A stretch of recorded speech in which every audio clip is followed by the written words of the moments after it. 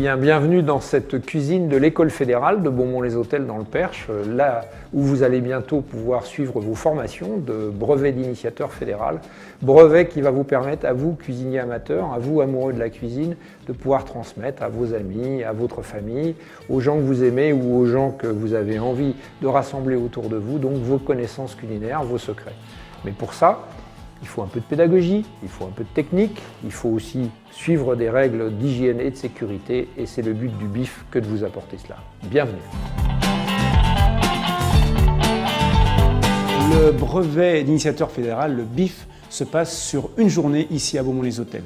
Cette formation en 2 temps, une partie théorique, nous allons voir comment construire un cours pédagogiquement, la partie gastronomique et bien sûr la partie sécurité et hygiène.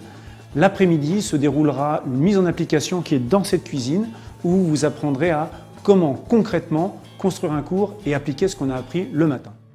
Alors, je suis venue suivre aujourd'hui une formation sur le BIF pour dépasser un peu mes peurs et pouvoir transmettre ma passion de la cuisine à mes proches et aussi à des gens que je suis susceptible de rencontrer sur des événements organisés par la fédération.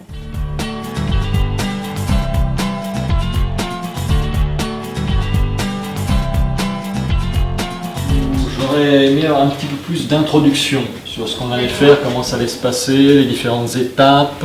Donc cet après-midi, mise en situation, j'ai eu un peu de mal à démarrer, surtout à préparer en fait l'introduction pour mettre les élèves dans l'ambiance. Un petit coup de stress.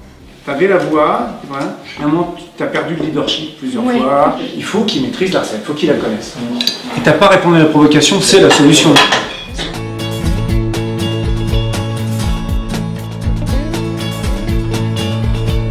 Elle a réussi à intéresser les gens et le charme, la convivialité, le fait de faire adhérer les gens, c'était quand même quelque chose qui était vraiment primordial et bien maîtrisé.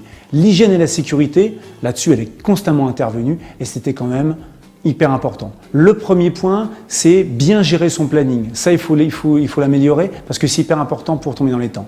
La deuxième chose, c'est le leadership. Réussir à garder toujours la main, c'est vous qui êtes le patron. La troisième chose, c'est l'historique. Il faut bien connaître ses produits et bien connaître toutes les petites astuces qu'il peut y avoir.